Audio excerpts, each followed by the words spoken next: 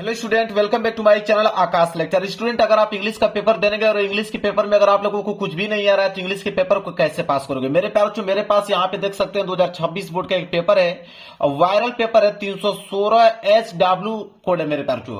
और इस पेपर को मैं खुद अपने कॉपी पे सॉल्व करके दिखाने वाला हूँ मेरे प्यारे, बिना पढ़े बिना कुछ याद करने के लिए। एक भी पॉइंट आप लोगों को याद करने के लिए नहीं बोलूंगा, पूरा का पूरा इस पेपर को सॉल्व करके दिखा दूंगा, वो भी सिर्फ ट्रिक की मदद से मेरे प्यारे। अगर मेरा ट्रिक अगर ये देख लेते हो मेरे प्यारे, तो आपका 100 नंबर का जो पेपर है मेरे प्यारे, इसमें आप 70 से लेकर 75 नंबर बिल्कुल मेरे प्यारे आसानी से ला सकते हो सिर्फ ट्रिक की मदद से। चलिए सॉल्व करते हैं इस पेपर को। सबसे पहले मेरे प्यारे देखिए यहाँ पे आया है सेक्शन ए, रीडिंग वाला पार्ट आएगा। और रीडिंग वाले पार्ट को ही मेरे प्यारे हम लोग कहते हैं कि ये तो अनसीन पैसेज है। रीडिंग वाला पार्ट को ही हम लोग कहते हैं कि ये तो अनसीन पैसेज दिया हुआ है। और रीडिंग वाला पार्ट से मेरे प्यारे 15 नंबर के क्वेश्चन बनते हैं, इस बात को ध्यान में रखिएगा आप लोग। 15 नंबर का क्वेश्चन बनता है सिर्फ सेक्शन ए से, और ट्रिक की मदद से 15 नंबर अभी मैं कवर कराने वाला हूं सेक्शन ए वाला पार्ट को। सबसे पहले जो काम करना है मेरे प्यारे, ये बोर्ड एग्जाम की कॉपी है, ठीक है। और बोर्ड एग्जाम की कॉपी पे सबसे पहले आप लोगों को हेडिंग डालनी पड़ेगी। जो मेन हेडिंग उसका दिया हुआ है सेक्शन ए, तो सेक्शन ए आपको इस तरह डालना है। ऐसा ट्रिक बता दूंगा मेरे प्यारे कि एग्जामिनर कंफ्यूज हो जाएगा कि आपने सही लिखा है या गलत लिखा है, वो पूरा नंबर देता ही चला जाएगा आप लोगों को। तो सेक्शन ए लिखने के बाद सिंगल इन्वर्टेड कामा अंदर उसको क्लोज कर देना है आप लोगों को। जो बता रहा हूं उन पॉइंटों को आपको ध्यान में रखना है मेरे प्यारे बच्चों। सेक्शन ए हो गया, हमने इसके नीचे अंडरलाइनिंग कर दिया। अब सेक्शन ए में हम लोग रीडिंग वाला पार्ट करें, तो उसके जस्ट आप नीचे लिखोगे रीडिंग, उसके जस्ट आप लिखोगे रीडिंग वाला पार्ट मेरे प्यारे बच्चों, ताकि एग्जामिनर को एकदम क्लियर जब कॉपी चेक करे तो आपका स्ट्रक्चर देखकर, लिखने का तरीका देखकर इतना प्रभावित हो जाए कि वहीं से नंबर डिसाइड कर दे कि आपको 70 या 75 या 80 या 85 नंबर देना है। समझ रहे हैं? अब यहां से सेक्शन ए रीडिंग वाला पार्ट आपने कर दिया। क्वेश्चन नंबर फर्स्ट है, तो आपको लिखना पड़ेगा कि answer to question number first. तो यहां डालोगे answer to question number first, तो answer to question number first, ठीक है। इसको भी आपको स्केल की सहायता से इसके नीचे कर देना है अंडरलाइनिंग, ताकि दिखने में अच्छा लगे, ठीक है। अंडरलाइनिंग करते चलना आप लोगों को। आप दिया है अनसीन पैसेज और बोला है क्या प्रश्न देखिए। प्रश्न बोला है कि read the following passage carefully and answer the question that follow. कह रहा है कि इस पैसेज को ध्यान से आप पढ़िए। पैसेज यहां से स्टार्ट है और पैसेज समाप्त कहां पे हो रहा है मैं दिखा रहा हूं आप लोगों को इस पेपर में। पैसेज पीछे जाके समाप्त हो रहा है और कह रहा है कि इस पैसेज को आपको ध्यान से पढ़ना है। तो क्या मेरे प्यारे बच्चों आपको पढ़ना पड़ेगा? बिल्कुल नहीं, आपको पैसेज पढ़ने की आवश्यकता ही नहीं पड़ेगी। पैसेज को छोड़िए, डायरेक्ट क्वेश्चन की तरफ बढ़िए। देखते हैं कितना क्वेश्चन दिया है। ए वाला क्वेश्चन दिया है, तो ए वाला दिया है, डायरेक्ट यहां पे आप ए डाल दिए, ठीक है। यहां पे आप क्या डालेंगे? ए डालेंगे मेरे प्यारे बच्चों। अब ए डालेंगे, अब इसका आंसर लिखेंगे कैसे, पहले प्रश्न को तो पढ़ लेते हैं। प्रश्न है कि what was the result of the defeat of Japan. अब देखिए ये आपका प्रश्न है, जब आंसर आप करने जाओगे तो आंसर लिखते समय क्वेश्चन वर्ड को हटा दिया जाता है। क्वेश्चन वर्ड को हटाने का मतलब मेरे प्यारे बच्चों, व्हाट वाज को यहां से हम लोग क्या करेंगे? हटा देंगे। व्हाट वाज को जैसे जब हटाएंगे तो बचेगा आपका the result of the defeat of Japan. अब कीवर्ड इसमें ढूंढेंगे, तो कीवर्ड हमारे पास है डिफीट ऑफ जापान, ये कीवर्ड है। कीवर्ड हमारे पास क्या है? डिफीट ऑफ जापान, ठीक है। तो डिफीट ऑफ जापान को हम क्या करेंगे? इस पैसेज में ढूंढेंगे। अब 3 नंबर के लिए पैसेज में ढूंढेंगे कि डिफीट ऑफ जापान है कहां। तो जब पहला प्रश्न आप करने जा रहे हो मेरे प्यारे बच्चों, तो पहली ही लाइन से आपको ढूंढना स्टार्ट करना है। पहले प्रश्न को पहले से ही ढूंढना स्टार्ट करना है। तो जैसे ही पहली लाइन पढ़ोगे कि the Indian National Army plans went away with the defeat of Japan, आ गया डिफीट ऑफ जापान, आ गया, मिल गया, है आसान बिल्कुल।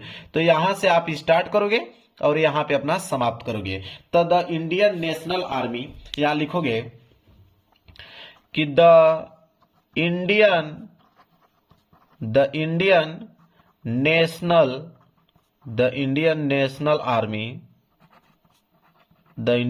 आर्मी डॉट डॉट करते जाओगे। कहां तक लिखना? अभी जस्ट मैंने बताया था जापान तक। कहां तक लिखना है? जापान तक लिख दोगे, आंसर कंप्लीट हो गया आपका। मान लीजिए यही 1 या 2 लाइन भरेगा, यहां तक आ जाएगा, ठीक है। इसको जब पूरा लिखोगे तो यहीं तक भरेगा और ये आपका 3 नंबर मिल गया। ये आपका 3 नंबर मिल गया, है कि नहीं? आसान बिल्कुल। चलिए बी वाला प्रश्न करते हैं। बी वाला है मेरे प्यारे बच्चों कि what idea did many people not like, ठीक है।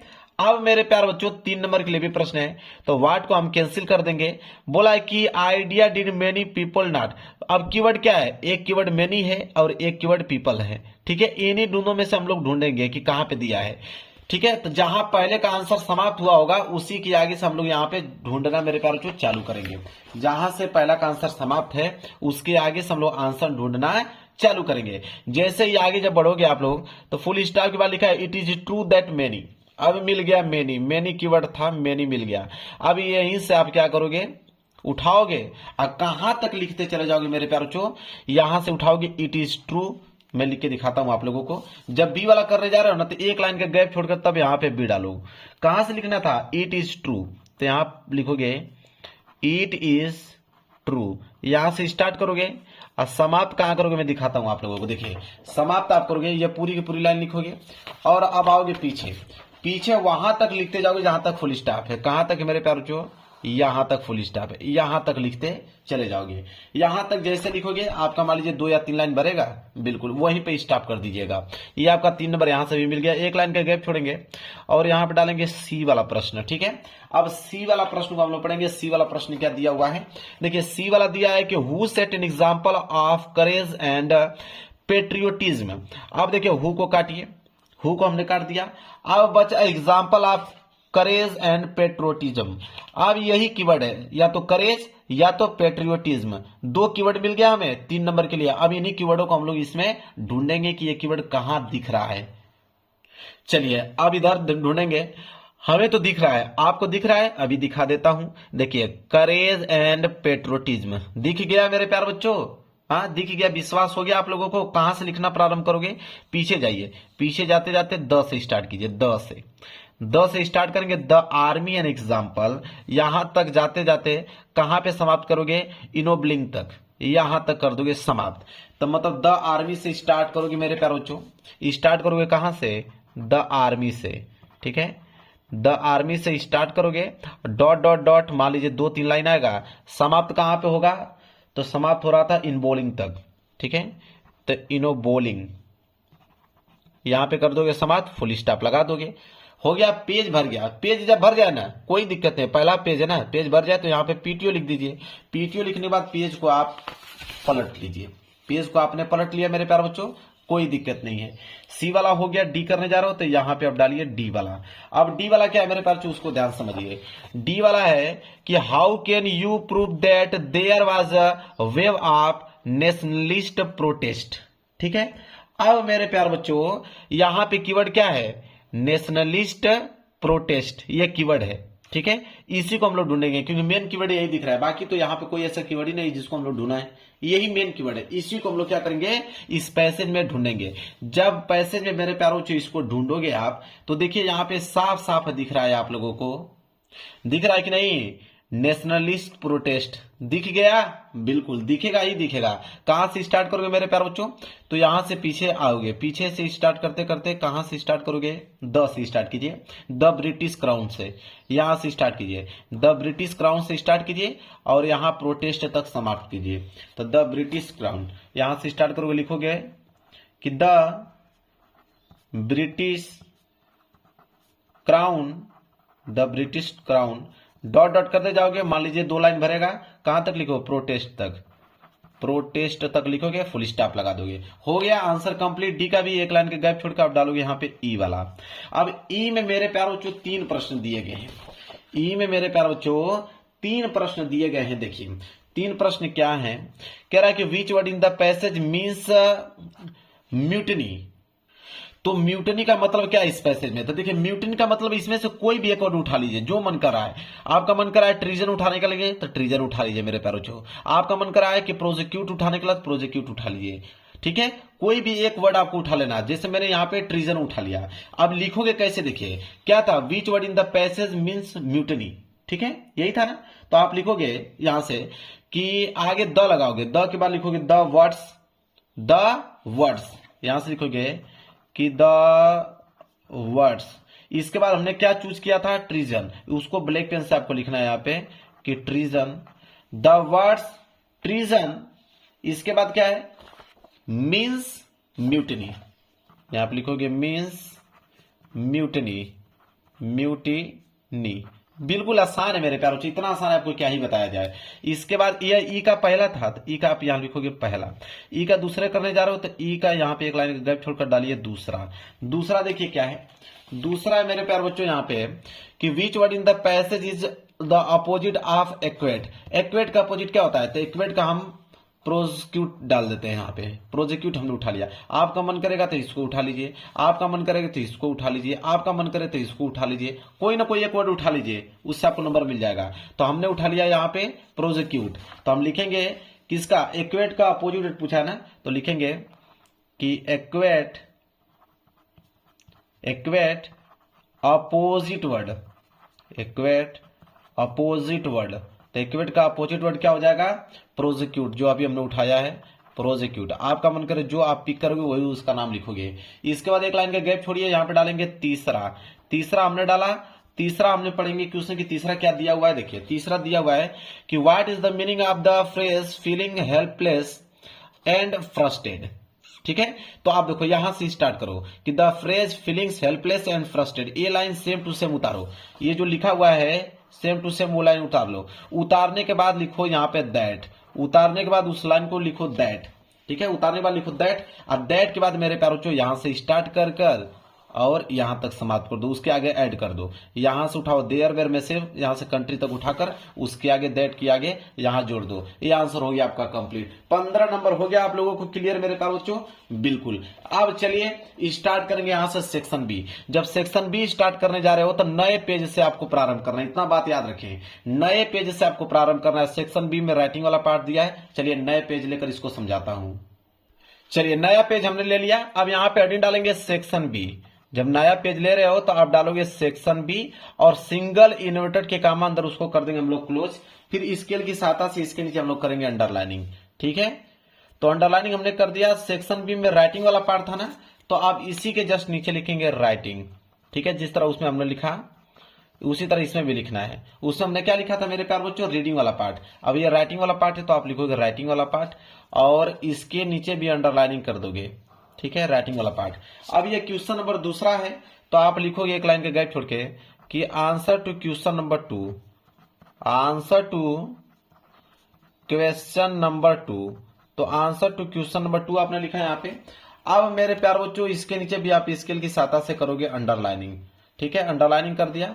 अब आंसर टू क्वेश्चन नंबर 2 है क्या, इसको पढ़ते हैं, इसके बाद इसका ट्रिक मैं बताता हूं। देखिए कह रहा है कि write an article one any one of the following topic in about 100 से 150 वर्ड। मतलब कह रहा है कि 100 से लेकर 150 शब्द में आप लोगों को लिखना है। आपके पास 3 ऑप्शन है, ए बी सी। इन तीनों में से किसी एक पर ही आपको आर्टिकल लिखना है। अगर मान लीजिए आपको वाटर कन्वर्सेशन पे लिखना है, मान लीजिए सी वाला पे लिखना है वाटर कन्वर्सेशन, तो आपको यहां पे लिखना पड़ेगा मेरे प्यारे बच्चों। एक काम कीजिए कि एक और आसान काम है कि यहाँ पे कोष्टक में आर्टिकल लिख दीजिए ताकि एग्जामिनर को और क्लियर हो पाए कि हाँ आपने आर्टिकल किया हुआ है। आर्टिकल लिखने के बाद आप सी वाला कर रहे हो तो यहाँ पे डालिए सी।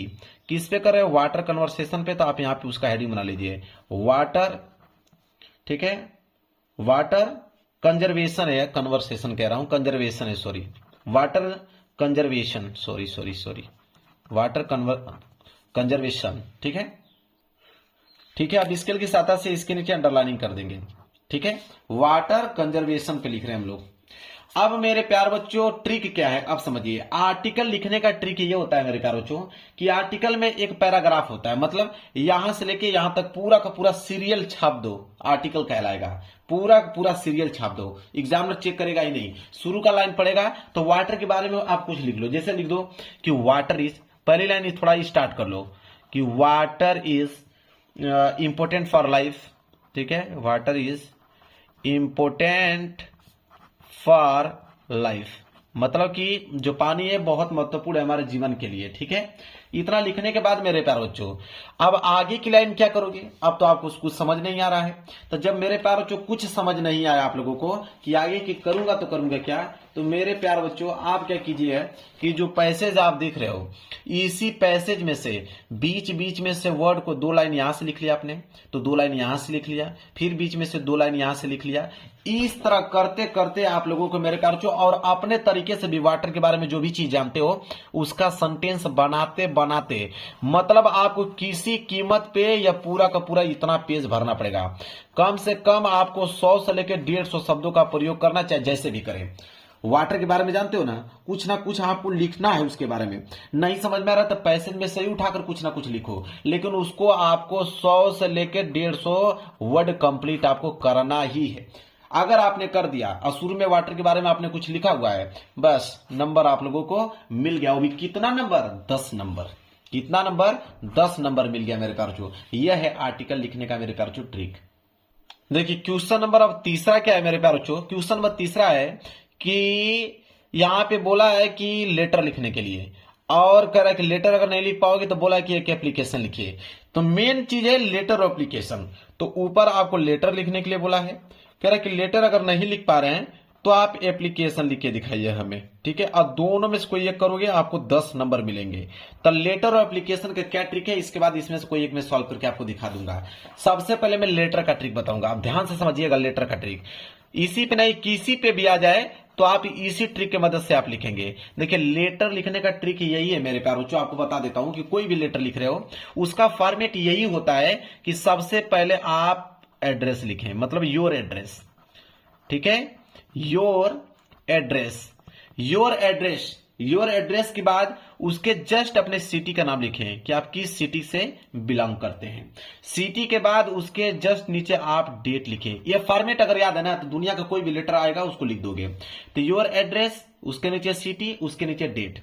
डेट लिखने के बाद मेरे प्यारे बच्चों आप किसके बारे में लिख रहे हो यहां पे, ठीक है, किसके बारे में लिख रहे हो। अगर किसी फ्रेंड को लिख रहे हो तो आप लिखो यहां पे डियर फ्रेंड, ठीक है। किसी फ्रेंड को लिख रहे हो तो डियर फ्रेंड्स नेम, या प्रिंसिपल लिख रहे हो तो प्रिंसिपल का यहां पे मेरे प्यारों को नाम होना चाहिए, या दादाजी को लिख रहे हो तो दादाजी को यहां पे नाम होना चाहिए, ठीक है। इसके बाद मेरे प्यारों को एक लाइन आपको एकदम छाप लेना अपने दिमाग में, वो यह है कि I hope you are doing well. बस इतना ही, I hope you are doing well. इतना छापने के बाद मेरे प्यारे बच्चों अब आपका काम बन गया। देखिए इतना छाप लिया। मान लीजिए कि अगर इसी पे करना है कि suppose you are Amit and while playing you use abusing turn to your friend Vikas now write a letter of apology to his assuring that you will never to do it again. अगर इसका लिखना है, अब मैं आपको बताता हूं। अगर यहां से लिखना है, यहां से अमित लिख रहा है ना, अमित से उठाओ, अमित से उठाकर मेरे प्यार बच्चों यहां तक ये पूरा का पूरा जो है, पूरा का पूरा डिट्टो लाइन आपको पूरा यहां पे छाप लीजिए। नहीं जब समझ में आ रहा है तो जो लाइन है पूरा का पूरा डिट्टो यहां पे छाप लीजिए। छापने के बाद मेरे प्यार बच्चों इसके नीचे आप क्या कीजिएगा कि पैसेज में से, ये पैसेज आपका दिया ना, इसी पैसेज में से मात्र 2 लाइन इसके नीचे और छाप लीजिए पैसेज में से। छापने के बाद इतना कंडीशन हो गया। इतना कंडीशन होने के बाद मेरे पास अब दिमाग क्या लगाना है, इधर कॉर्नर में चले, कॉर्नर में लिखिए कि योर लवली, ठीक है। अगर फ्रेंड को लिख रहे हो तो फ्रेंड, अगर पिता को लिख रहे हो तो यहां पे सन लिखोगे, ठीक है। और प्रिंसिपल के लिए लिख रहे हो तो योर स्टूडेंट लिखोगे, ठीक है। इस तरह आपको काम करना है। यहां पे जो भी कंडीशन होगा कंडीशन के हिसाब से यहां पे अपना उसको चेंज करना है। और यहां पे योर नेम, तो नेम जब भी आप लिख रहे हो तो नेम में अपना नाम नहीं XYZ लिखा जाता है। बस अब इससे आसान तरीका कोई नहीं। जब नहीं कोई भी क्वेश्चन आ रहा है तो उसको देखिए कितना अच्छे फॉर्मेट से लिखे हो, एग्जाम में बस चेक कर देगा, आपको नंबर मिल जाएगा। अब देखिए मेरे प्यार जो एप्लीकेशन का क्या ट्रिक होता है। अगर आपका मन करे एप्लीकेशन करने का तो एप्लीकेशन कर सकते हो, उसका ट्रिक समझिए। कोई भी एप्लीकेशन आ जाएगा यही ट्रिक लगेगी। जब एप्लीकेशन लिख रहे हो मेरे प्यारे बच्चों, जैसे मान लीजिए कि आपका ही एप्लीकेशन में वहां पे दिखाता हूं। जैसे बोला कि write an application to the principal of your college requesting to provide your library facility at is not properly manage, ठीक है। अब मेरे प्यारे बच्चों इस पे लिख रहे हो तो सबसे पहले आप यहां पे लिखेंगे टू, सबसे पहले आप लिखिए टू के बाद यहां पे कामा लगाइए। प्रिंसिपल को लिख रहे हो तो लिखोगे द प्रिंसिपल, फ्रेंड को लिखोगे तो लिखोगे द फ्रेंड, फ्रेंड का नाम, ठीक है। तो द प्रिंसिपल, प्रिंसिपल को लिख रहे हैं, लिखेंगे कि द प्रिंसिपल। अब द प्रिंसिपल लिखने के बाद मेरे प्यारे बच्चों नेम ऑफ योर कॉलेज, ठीक है, नेम ऑफ योर स्कूल, ठीक है, योर स्कूल मतलब अपने स्कूल का नाम यहाँ पे लिखना पड़ेगा। अपने स्कूल का, तो हर एक लड़के का स्कूल का अलग अलग नाम होता है, तो अपना नाम यहाँ पे लिख लीजिएगा।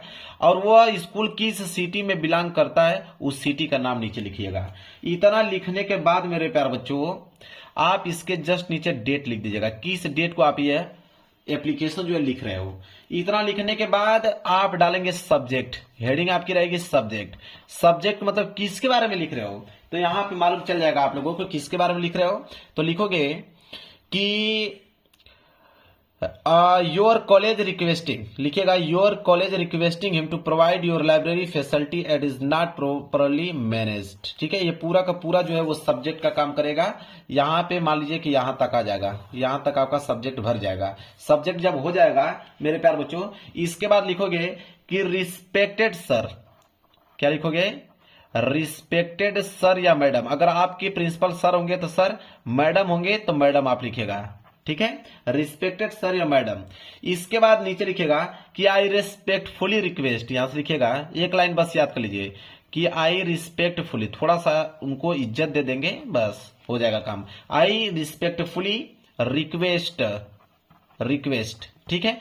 अब मेरे प्यार जो बीच में आपको समझ नहीं आ रहा है कि क्या लिखूं, तो बीच में अपने से बनाकर कुछ ना कुछ लाइब्रेरी के बारे में लिखते चले जाइएगा। नहीं आ रहा है तो बीच में आपको पैसेज में से 4 से लेके 5 लाइन उठा लेना है, किसी भी पैसेज में से। वैसे आपके इंग्लिश के पेपर में पैसेज रहेंगे 2-3, तो उसमें से किसी पैसेज में से इतना लाइन उठा लीजिएगा बीच में, और फिर लास्ट में चले आइएगा। लास्ट में आपको इधर कॉर्नर में थैंक बोल देना है उनके, मतलब थैंक, ठीक है। लिखिएगा थैंक यू। थैंक यू बोलने के बाद मेरे प्यारे बच्चों लिखिएगा योर ओबीडियंटली,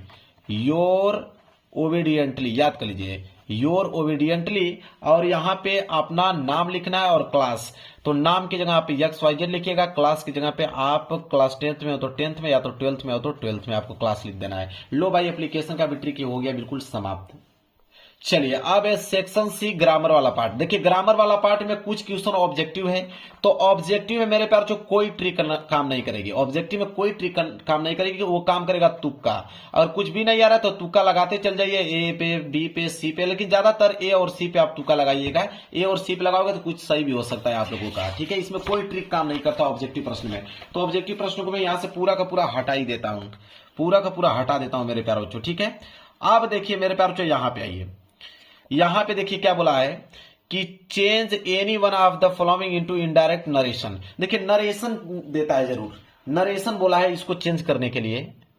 देखिए बोला है कि इन दोनों में से कोई एक चेंज करना है, या तो पहला वाला चेंज कीजिए या तो दूसरा वाला चेंज कीजिए। मान लेते हैं कि अगर आपको पहला करना है कि the general said to his soldier march forward and kill the enemy, इसे चेंज करना है तो आप कैसे चेंज कर सकते हो। देखिए द जनरल है तो आप यहां पे द जनरल को ऐसे उतार दीजिए, द जनरल लिखा है तो द जनरल को आप उतारिए। द जनरल उतारने के बाद मेरे प्यारे बच्चों इसमें आप प्रयोग कीजिए ऑर्डर का, क्योंकि जनरल कभी भी देगा तो ऑर्डर का ही देगा, ठीक है, ऑर्डर ही देता है जनरल। ऑर्डर आपने लिख लिया कि द जनरल ऑर्डर, ठीक है। इसके बाद क्या है, हिज सोल्जर है तो आप लिखोगे यहां पे हिज सोल्जर, यहां से स्पेलिंग देखकर अच्छे से लिख दीजिएगा। सोल्जर लिखने के बाद मेरे प्यारे बच्चों कामा हटाने के बाद यहां पे टू का प्रयोग कर दीजिए। कामा हटाने के बाद टू का प्रयोग करने के बाद यहां पे क्या लिखा है, मार्च फॉरवर्ड किल द एनिमीज, ये पूरा का पूरा उतार लीजिए, ठीक है। यहां से मार्च से स्टार्ट कीजिए और पूरा का पूरा उतार दीजिए कहां तक, द एनिमीज तक। लो भाई आपका नरेशन कंप्लीट हो गया। यही काम करना है आप लोगों को, ठीक है। इसके बाद देखिए बी वाला बोला है कि combine any one of the following as directed, ठीक है, 2 नंबर मिलेगा। कह रहा है कि दोनों में से कोई एक करना है, या तो पहला वाला कीजिए या तो दूसरा वाला कीजिए। पहला वाला बोला है कि इसको सिंपल सेंटेंस में चेंज कीजिए, दूसरा वाला बोला है कि इसको कॉम्प्लेक्स सेंटेंस में चेंज कीजिए। देखिए तो मेरे पास जो जब इसको सिंपल सेंटेंस में आप लोगों को चेंज करना है तो जैसे बोला है कि the patient is very weak, ठीक है, तो आप लिखिएगा कि the patient is very weak, क्योंकि सिंपल सेंटेंस में इसका प्रयोग करते हैं हम लोग। इसके बाद मेरे प्यारे बच्चों यहां पे फुल स्टॉप लगाइए, लिखा है कि ही कांट वॉक अपस्टेयर, ठीक है। अब यहां पे क्या करना है आप लोगों को, जैसे ये कांट लिखा है तो नाट को हटाकर यहां पे सिर्फ कैन लिख दीजिए। क्या लिख देंगे, कैन, और कामा यहां पे फुल स्टॉप को हटाकर मेरे प्यार यहाँ पे क्या लगा देंगे, कामा लगा देंगे। बस इस तरह आप लोगों को कन्वर्ट करना है, समझ में आ गया आप लोगों को। इसके बाद बोला है कि transform any one of the following sentence is directed. ठीक है, जैसे बोला है पहला वाला, देखिए ध्यान से, पहला वाला बोला है कि don't tell him the secret of your family. ठीक है, इसे पैसिव वॉइस में चेंज करना है, दोनों में से कोई एक ही चेंज करना। मान लीजिए पहला वाला चेंज कर रहे हो तो कौन सा ट्रिक लगाओगे अगर आपको नहीं आ रहा है। जैसे डोंट लिखा है ना मेरे प्यारे बच्चों, तो डोंट लिखा है तो आप यहां पे लिख दीजिएगा लेट, डोंट की जगह पे लेट लिख दीजिए। लेट के बाद यहाँ पे हिम है, टेल को हटा दीजिए, टेल हटाने के बाद यहाँ पे हिम लिख लीजिए। हिम के बाद मेरे प्यारे बच्चों इसमें आपको देखना है डोंट, इसमें नाट का प्रयोग है, डू नाट इसको बोलते हैं, डू नाट, नाट का भी इसमें छिपा है तो यहाँ पे नाट लगा दीजिए। नाट के बाद मेरे प्यारे बच्चों पैसिव वॉइस में चेंज कर रहे हैं तो एक हेल्पिंग वर्ब लगा दीजिए, बी का प्रयोग कर दीजिए, और वर्ब का थर्ड फॉर्म का प्रयोग करते हैं यहाँ पे। ठीक है, तो टेल का क्या हो जाएगा, टोल्ड हो जाएगा। टोल्ड के बाद लगाओगे आप the secret of your family, the secret of your family पूरा का पूरा यहाँ पे उतार लीजिए, फुल स्टॉप लगा दीजिए, काम हो जाएगा आप लोगों का। इसके बाद बोला है यहाँ पे कि correct any one of the following sentence. ठीक है, इसमें से कोई एक गलत है उसे करेक्ट करके सही लिखना है। तो देखिए लिखा है कि the gentry of the city was invited in the function. ठीक है, अब यहाँ पे गलत क्या है और इसे सही कैसे लिखोगे। तो देखिए यहाँ पे जब वाज का प्रयोग हुआ है मेरे प्यारे बच्चों, तो वाज की जगह पे इसका क्या कर देंगे, वर का प्रयोग कर देंगे, मतलब वेयर का प्रयोग। तो ये हो जाएगा the gentry of the city were invited in the function. Clear है, इस प्रकार करना है। इसके बाद देखिए यह है कि use any of the following pairs word in the your own sentence to make a different in the meaning clear. अब जैसे देखिए यह ब्राइडल, यह है ब्रिडल, तो देखिए जब भी मान लीजिए इसका लिख रहे हो, ब्राइडल लिख रहे हो, अब इसका एक सेंटेंस लिखना है। तो जब सेंटेंस लिख रहे हो आपको समझ नहीं आ रहा है तो मैं आपको बताता हूं, पैसेज में से मान के चलिए दिखाता हूं यहाँ पे पैसेज आप लोगों को। देखिए ये पैसेज है ना, ठीक है, तो इस पैसेज में से मान लीजिए कि कहीं से एक लाइन उठा लीजिए, जैसे ये लाइन उठा लीजिए पैसेज का, ये पैसेज का एक लाइन उठा लिया आपने जो कि इसी में से पैसेज दिया है, पैसेज से वो लाइन लिखते चलिए। जब वो पैसेज पूरा लिख रहे हो तो बीच में कहीं ना कहीं आप ये जो ब्रिडल लिखा है उस ब्रिडल का प्रयोग कर दीजिए, बस वो सेंटेंस आपका बन जाएगा। और जब इसका लिखोगे, ठीक है, इस ब्रिडल का लिखोगे, तो जब इसका लिखोगे मेरे प्यारे बच्चों वही पैसेज में से कोई एक सेंटेंस उठा लो और बीच में कहीं गैप देकर ब्रिडल उसको ब्लैक पेन से लिख देना, बस आपका सेंटेंस बनकर रेडी हो जाएगा। इसके बाद है translate the following into English. 5 number आपको ट्रांसलेशन का मिलेगा। तो मेरे प्यारों से देखिए ट्रांसलेशन का ट्रिक क्या है, अगर आपने ये पूरा का पूरा पढ़ा, इसे इंग्लिश में कन्वर्ट करना आपको नहीं आ रहा है, तो जब इसका इंग्लिश में ट्रांसलेशन करने वाले हैं, तो जैसे बोला है कि अकबर, तो अकबर की स्पेलिंग लिख सकते हो, बिल्कुल आप यहाँ पे अकबर लिखिए। फिर बोला अकबर के दरबार के 9 रत्नों में से एक बीरबल भी थे, तो 9 रत्नों में से एक बीरबल भी थे, तो आप 9 को जानते हैं कि 9 बोलते हैं, ठीक है, बात समझिए, 9 बोलते हैं। रत्न को मालूम है तो रत्न के बारे में यहाँ पे कुछ लिखिए, बीरबल की स्पेलिंग मालूम है तो बीरबल की स्पेलिंग लिखिए, और बीच में कहीं इस का प्रयोग कर दीजिए, कहीं हैज का प्रयोग कर दीजिए, समझ रहे हैं। फिर इसी तरह पढ़ते रहिए, जिसकी जिसकी स्पेलिंग मालूम है आप लोगों को, तो जिसकी जिसकी स्पेलिंग मालूम है उसका नाम लिखते चलिए, वो वर्ड लिखते चलिए, जिसकी जिसकी स्पेलिंग मालूम है उसका वर्ड लिखते चलिए। बीच में कहीं पे वाज का प्रयोग करिए, कभी हैड का प्रयोग कीजिए, कहीं हैव का प्रयोग कर दीजिए, कहीं वेयर का प्रयोग कर दीजिए, कभी वर्ब का सेकेंड फॉर्म, कभी वर्ब का थर्ड फॉर्म, समझ रहे हैं, इस तरह प्रयोग करना है। बस करते करते करते लास्ट तक पहुंच जाइए। वो आप लोगों का जब एग्जामिनर चेक करेगा तो कुछ कुछ वर्ड आपने सही लिखा होगा जिसकी स्पेलिंग आपको मालूम है, अगर वो आपने सही लिखा है उस पर अगर ध्यान गया तो आपको पूरा का पूरा नंबर आप लोगों के एग्जामिनर 5 नंबर दे देगा। यह है तरीका अगर आपको कुछ भी नहीं आ रहा है ट्रांसलेशन में। तो बाकी जिनको आ रहा हो तो सही सही लिखेंगे, जिनको नहीं आ रहा वो यही ट्रिक अपनाएंगे। अब आएगा यहाँ पे मेरे पास जो सेक्शन डी लिटरेचर वाला पार्ट। देखिए लिटरेचर वाले पार्ट में 2 क्वेश्चन रहेंगे, एक आपका शॉर्ट क्वेश्चन रहेगा और एक आपका लॉन्ग क्वेश्चन रहेगा, ठीक है। शॉर्ट क्वेश्चन 4 नंबर के लिए, लॉन्ग क्वेश्चन 7 नंबर के लिए। अब दोनों के लिए सेम ट्रिक होता है, चाहे आप शॉर्ट क्वेश्चन लिख रहे हो चाहे आप लॉन्ग क्वेश्चन लिख रहे हो, दोनों का एक ही ट्रिक होता है। क्या होता है मैं बताता हूं, देखिए दोनों का ट्रिक यह है, मान लीजिए कि यह बोला है कि answer the following question in about 40 word, 40 word में जवाब आपको देना है कि where did the squatters living in the periphery of Delhi comes from. तो जब इसका मेरे प्यारे बच्चों आपको आंसर लिखना है तो आंसर लिखते समय WH वर्ड को हटा देते हैं, तो WH वर्ड को हटा दीजिए। बचा आपका यहां से द स्क्वेटर, तो इसको सब्जेक्ट बनाइए, क्योंकि कोई भी answer subject plus verb plus object के रूप में ही काम करता है। तो सब्जेक्ट आपने लिख लिया। सब्जेक्ट लिखने के बाद मेरे प्यारे बच्चों जब भी आंसर लिख रहे हो तो वर्ब का सेकेंड फॉर्म का प्रयोग करो। जैसे ये लिविंग है तो यहां पे लिव्ड का प्रयोग कर दो, लिविंग का क्या हो जाएगा लिव्ड। बाकी यहाँ पूरा जो दिया है पूरा का पूरा यहाँ तो उतारने के बाद आप फुल स्टॉप लगा दो। 40 वर्ड में कंप्लीट करना है तो आगे का आप लाइन पैसेज में से 2-3 पैसेज में से आप छाट के लिख देना ताकि 40 वर्ड आपका कंप्लीट हो जाए। यही नियम आपका लॉन्ग ट्यूशन भी सेम टू सेम नियम लॉन्ग ट्यूशन में भी काम करता है मेरे प्यारे बच्चों। ठीक है, समझ में आ गया आप लोगों को। चलिए इसी तरह देखिए एक स्ट्रेक्ट आता है, स्ट्रेक्ट दे देगा और उसके नीचे क्वेश्चन देगा 6 नंबर के लिए। जैसे देखिए ये स्ट्रेक्ट कह रहा है कि स्ट्रेक्ट को पढ़ लीजिए। स्ट्रेक्ट को पढ़ने के बाद आपको ABC का जवाब देना है। तो ये वाला प्रश्न है कि what can the poet hardly bear, तो व्हाट कैन को काटिए, यहां द पोएट हार्डली बियर। ठीक है, तो इसको देखिए मिल गया हार्डली बियर, मतलब यहां से लेकर यहां तक ये पहले क्वेश्चन का आंसर हो जाएगा। इसके बाद है कि where does the sadness lurk. ठीक है, तो यहाँ पे वेयर डज को काटिए, द सैडनेस लर्क, यहाँ पूरा का पूरा लाइन जैसे वैसे उतारिए और यहाँ पे फुल स्टॉप लगाइए। इसके बाद जो दूसरी लाइन है पूरा का पूरा दूसरी लाइन उसके सामने लिख दो, ये आंसर आपका कंप्लीट हो जाएगा।